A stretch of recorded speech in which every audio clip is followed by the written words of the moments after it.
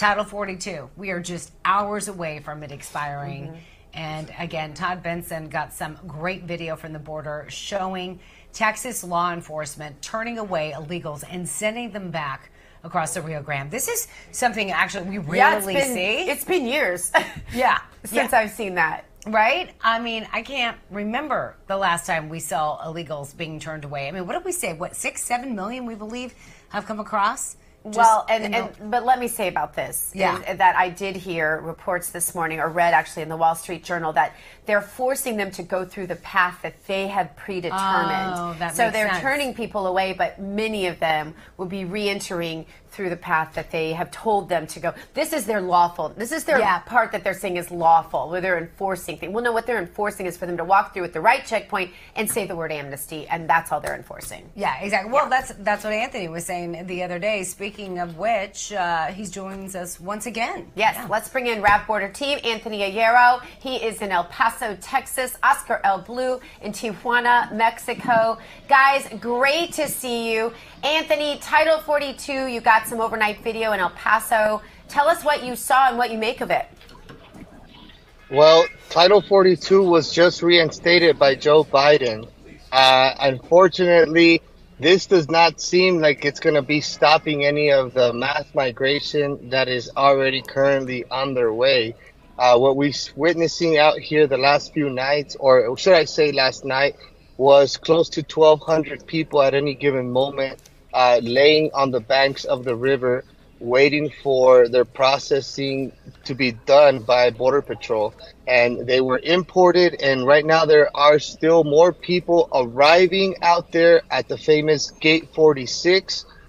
Just 2 nights ago, Border Patrol agents and DHS agents went around passing a piece of paper with no official stamp, no official seal, or signature of any type from any actual official. And they passed them out to the migrants, telling them, if you're here illegally and you've crossed without being processed, we are going to be deporting you. We need you to turn yourself in. And so, lo and behold, all of the people that were at the church went and turned themselves in and got their paperwork, and most of them began scattering immediately through the neighborhoods right there in downtown El Paso. The majority of them have completely cleared out from the church, and most of them are in fact now just wandering the streets of El Paso, as many of them do not have any kind of financial assistance, any sponsor, or really anywhere to go to. Yeah. I mean, we saw that just lined up along the streets. It looks like a third world country. Right. Oscar, you sent some video in from Tijuana, actually several videos, a lot of it drone footage. Describe to our viewers that are watching then, again, this is exclusive footage that you're only going to see on Real America's Voice, but describe what we're seeing. Closely that around, Miranda and Dr. Gina, closely around 1,000 to 1,200 migrants. They were between the two walls that they were built under the Trump administration. And the only way that they can get across is to a trafficker or a coyote.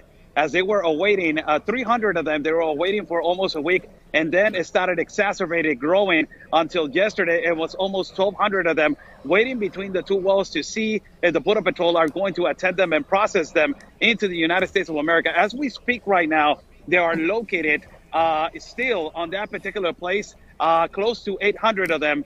And later on tonight, they are going to do an operation simulation right here, border agents and also customs, to try to send a message to the migrant community that they are going to act if they try to rush the border or enter in an irregular fashion into the port of entry.